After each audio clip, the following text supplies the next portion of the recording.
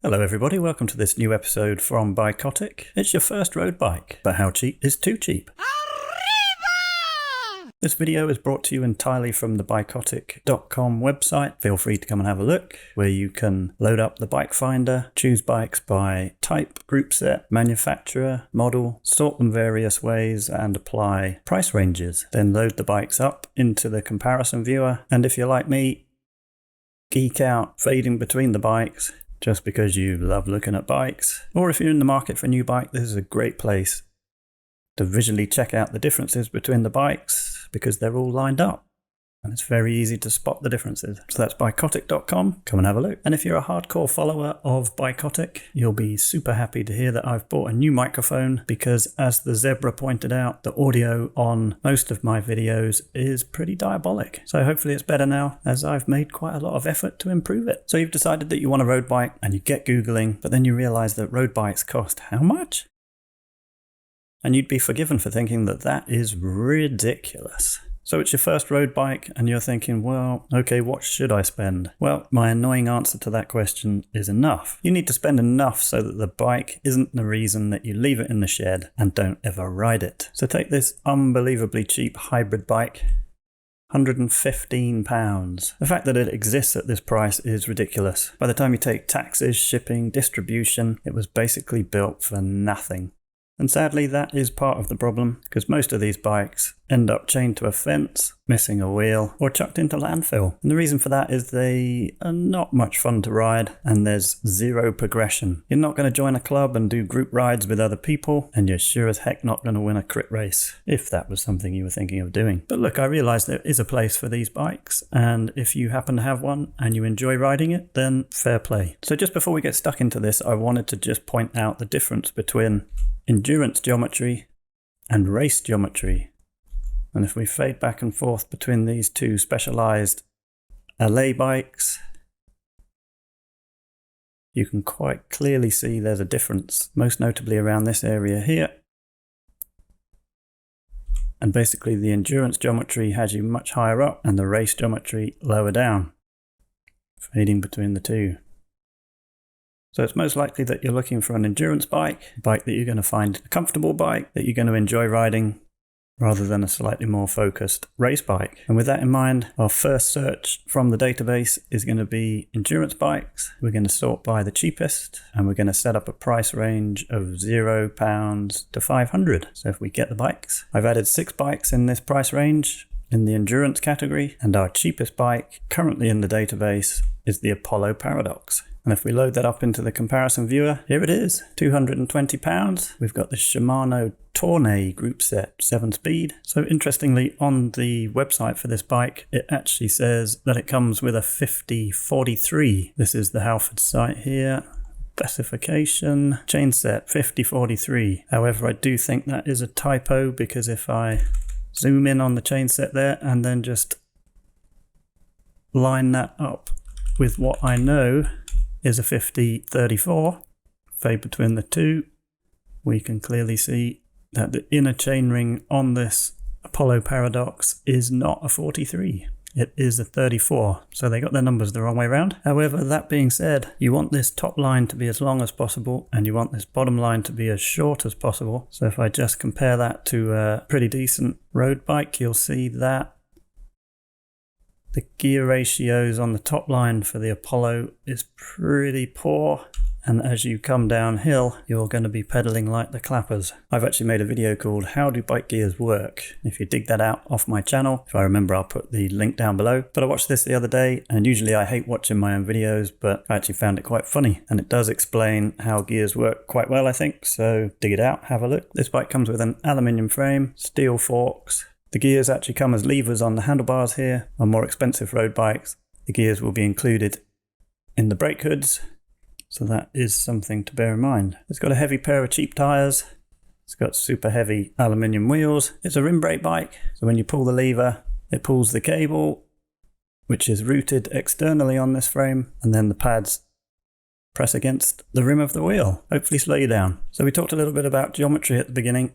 And this bike actually doesn't have any geometry listed on its website. It comes in small, medium and large. And actually if I fade through to this image, This is an image made up of 240 bikes from my database, all dissolved together. If I zoom in there, you can see all the bikes making up this. In fact, if I fade through to the paradox again, you can see that the paradox is actually in that image too.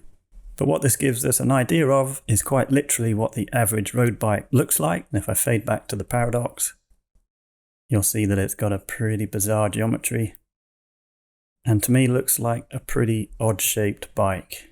But probably the biggest problem with this bike is that weight, 12.1 kilograms, which means that in comparison to your sort of average road bike, you are going to be carrying an extra 23 Big Macs, or the equivalent of this cute little dog. As you can see, the Apollo Paradox is quite a hefty beast, but it is for sale, people are buying it, and here are 7 reasons that I found on a marketing website as to why people buy stuff. Necessity, well, if this is your budget, then this is your budget. Not much you can do about that. It's convenient. Halfords will post it to you for free. And last time I looked, they had plenty of them in stock. Don't think it really applies to fear of missing out. Identity and belonging, well, it's not a fancy manufacturer, so it doesn't really apply to that. But you have to admit, it's a good price. We buy things to make us happy. Would it make me happy buying the Apollo Paradox? Sadly not, no. But that's all relative. You've got to decide that.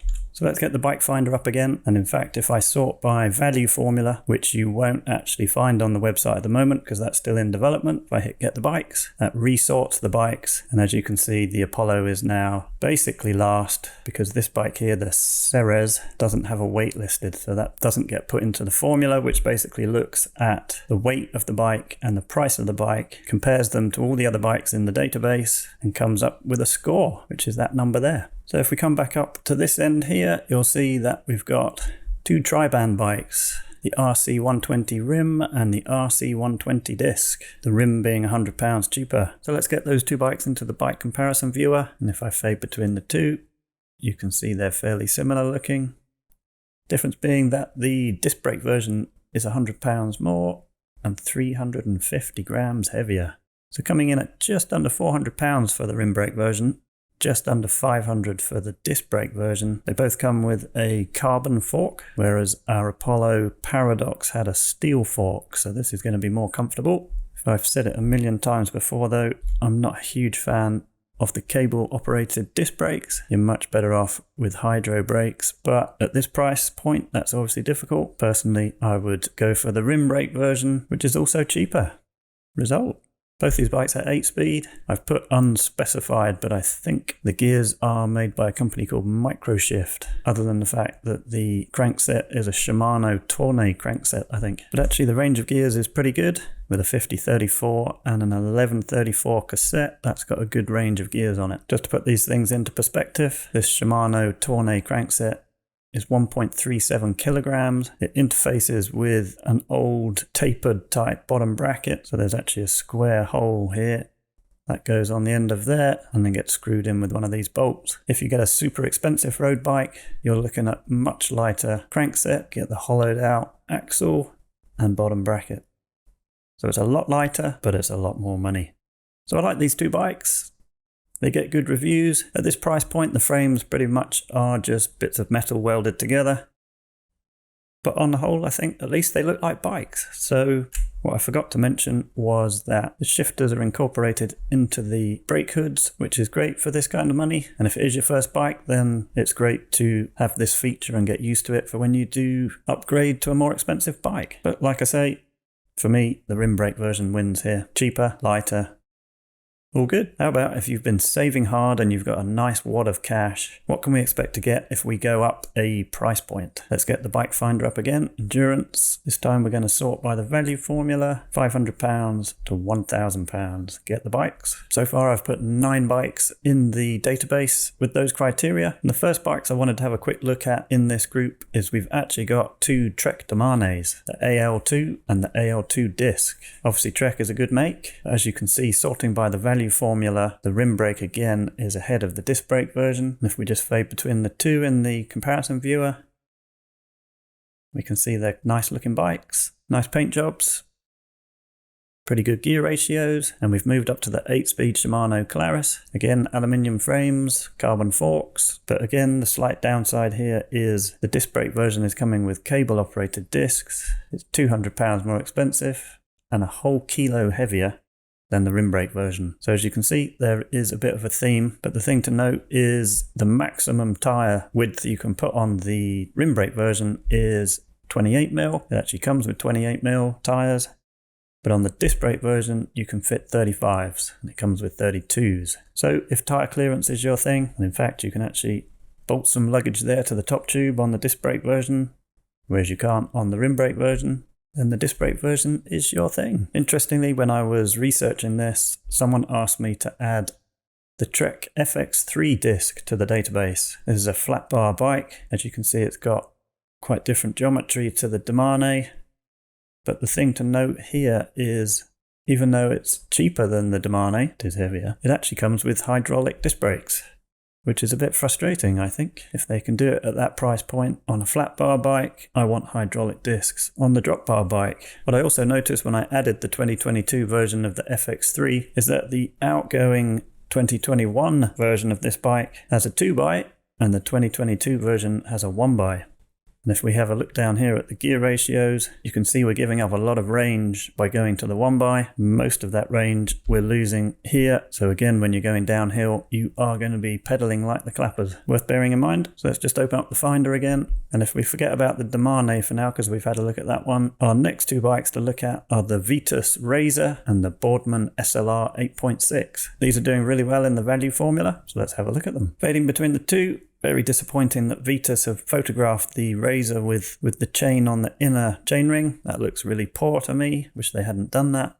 The other thing to point out here is Vitus have photographed a medium and Boardman have photographed a large. So you can see as we fade between, there's quite a big jump there. And if I get the side-by-side view up, the Vitus photograph is a medium, but I would buy a large. Boardman photograph is a large, but I'd buy a medium. And this is something you have to watch out for. It would be easy to think that manufacturers all did the same thing with their sizing, but they really don't, which is a shame. So pricing-wise, there's only 25 quid in between these two bikes, the Boardman being a tiny bit cheaper, but the Vitus is really winning here with regard to weight. It's a whole kilo lighter than the Boardman. Both rim brake and both come with Claris 8-speed. What I like about both of these bikes is they look like bikes, which sounds silly, but that is a thing. And they also come with these smooth welds here, which I think just looks much more appealing.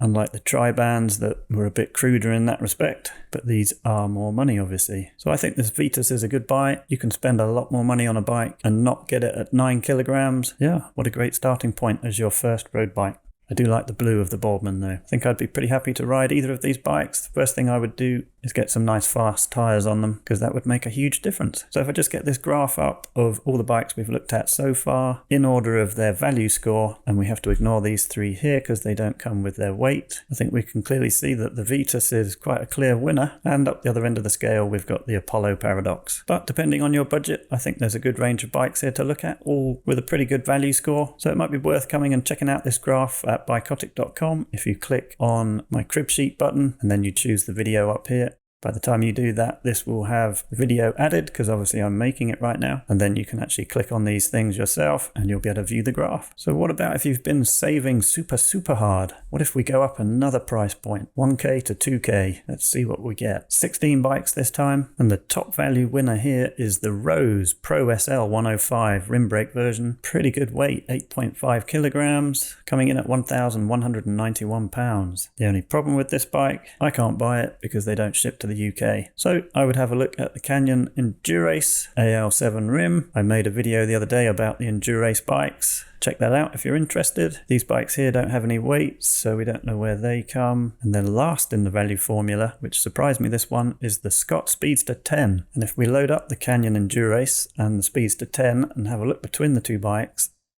and try and work out why this one came so low in the formula, it's clearly obvious straight away. It's 10.7 kilograms, which is 1.6 kilos heavier than the Canyon, and the Canyon is £500 cheaper. So we're in weird times at the moment where we're switching from rim to disc brakes, but the cheaper disc brake versions of these bikes really are quite heavy. Scott have hidden away the cables here as well, and I think that makes it all quite heavy around there, whereas the Canyon, the cables are all exposed. But for me personally, I'm going to be buying the Canyon every day of the week as opposed to the Scott.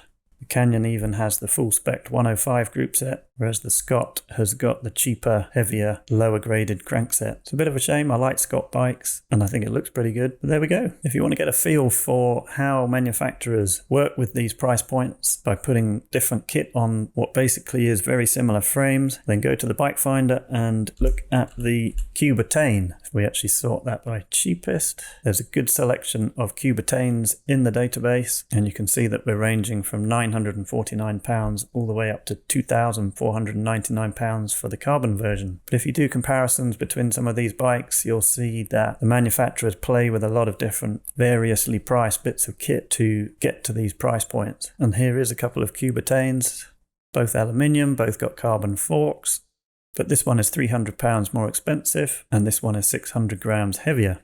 And if we fade between the two, we can clearly see things that Cube have done to meet these price points. Shimano Tiagra 10-speed, Shimano Claris 8-speed, and it took me a while to notice this, but for the cheaper version here, not only have we changed bits of kit, but also the frame is different in that on the cheaper version, we've got completely different forks without the through axle. So these are quick release axles on the cheap version. And if we go to the back of the bike, you'll notice that we've got quick release again, and it has completely changed the dropout that gets put on the back of the bike. And Cube have clearly worked out that it's cheaper if they do the quick release version. Maybe they've got a whole bunch of boxes full of quick releases and quick release dropouts.